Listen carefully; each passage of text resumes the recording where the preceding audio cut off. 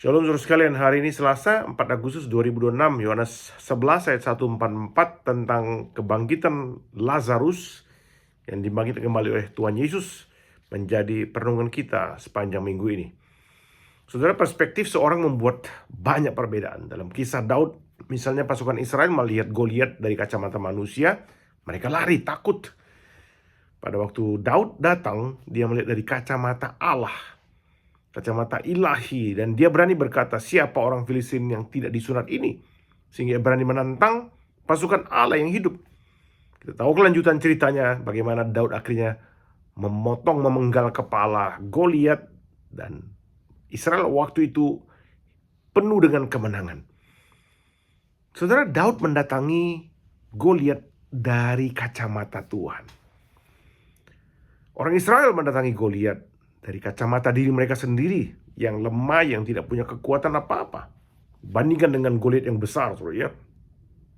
Dan pertanyaannya bagi saya saudara adalah, bagaimana kita melihat pergumulan kita? Bagaimana dengan kacamata siapa kita melihat pergumulan kita tiap-tiap hari? Kacamata Tuhan kah atau kacamata manusia?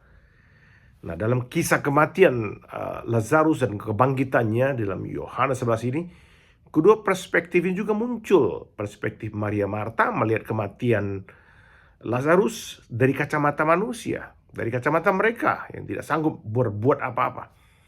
Tetapi dari kacamata Tuhan, Yesus yang ilahi melihat dengan cara berbeda, ya. Pendekatan yang dilakukan oleh Tuhan Yesus di sini ini menunjukkan bagaimana Bapa surgawi itu berurusan dengan kita di tengah-tengah pergumulan yang sedang kita hadapi. Yesus sudah mengajarkan bahwa seperti apa sih kita harusnya menghadapi pergumulan dalam perspektif sorga.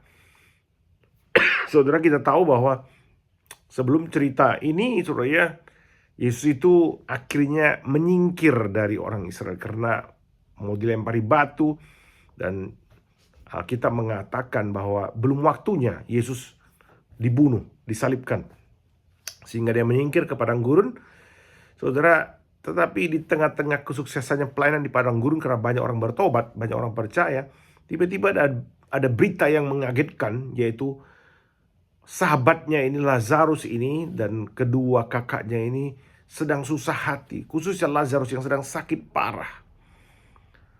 Nah, ada berita yang diberikan oleh kakak-kakaknya. Ada seorang yang sedang sakit namanya Lazarus. Yohanes 11 ayat 1-2. Ia tinggal di Betania, kampung Maria dan adiknya Marta. Maria ialah perempuan yang pernah meminyaki kaki Tuhan dengan minyak mur dan menyekanya dengan rambutnya. Kita tahu bahwa dari Injil lain memang Yesus itu suka mampir ke rumah keluarga ini, kakak adik ini. Itu seperti rumahnya sendiri. Dia bisa lebih santai di sana. Secara manusiawi dia menjadi dirinya sendiri. Tapi sekarang ini keadaan agak berbeda. Oleh karena apa? Rumah ini sedang diliputi susah hati, duka, oleh karena Lazarus adik mereka sedang sakit. Sehingga mereka memberikan pesan kepada Yesus, Tuhan, orang yang engkau kasih sedang sakit. Ini bukan permintaan, saudara ya. Hanya menyampaikan statement aja. Kenapa? Mereka tahu bahwa kalau Yesus mendengar berita ini, dia pasti langsung datang segera. Kalimat yang dipakai itu, engkau kasih, Tuhan yang engkau kasihi, kasih persahabatan. Ya, jadi mereka asumsinya seperti itu. Tapi Yesus berkata apa?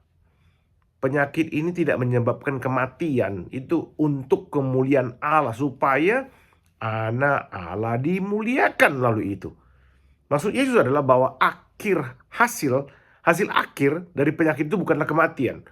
Memang kematian itu dialami Lazarus, ya, tetapi itu bukan yang akhir dari penyakit itu. Ada sesuatu yang melampaui itu yang akan Tuhan nyatakan, dan itu memuliakan anak Allah. Nah, itu salah satu perspektif yang Yesus mau ajarkan kepada Maria dan Marta, dan tentu kepada kita semua. Nah, hari ini kita belajar ini dulu, saudara ya.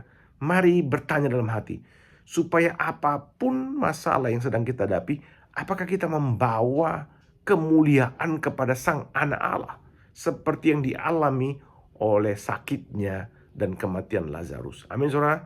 Tuhan memberkati ya sekalian.